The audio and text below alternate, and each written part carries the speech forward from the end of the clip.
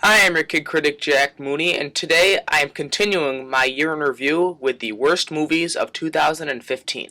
Usually, the worst movies of the year are either very disappointing or unwatchable, and sometimes there's a movie you're really looking forward to and it turns out to be really bad.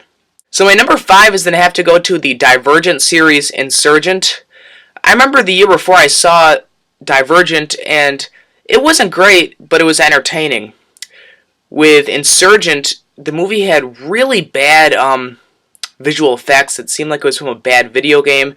The story was all over the place, and I don't know, the characters had really bad development. Franchises like The Hunger Games and Harry Potter, you got to care for the characters, and in Insurgent, you didn't even get to see the characters develop. My number 4 worst movie of the year is going to have to go to Minions. I remember I was a huge fan for Despicable Me and Despicable Me 2, so I was really excited for Minions. But right after I saw it, I just remember it being really silly and immature, and it lacked the charm from the original Despicable Me.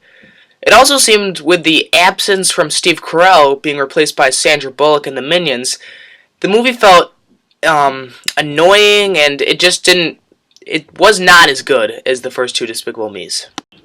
My number 3 worst movie of the year is going to have to go to Tomorrowland. I remember this was one of my most anticipated movies for 2015, so I had no doubt this was going to be bad, because it was from director Brad Bird, who did Ratatouille, The Incredibles, and Mission Impossible Ghost Protocol. But right after I saw it, I noticed that the acting was bad, and the script was all over the place. You had no idea what was going on.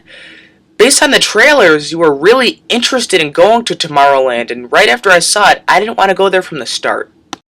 My number 2 worst movie of the year is going to have to go to Fantastic Four.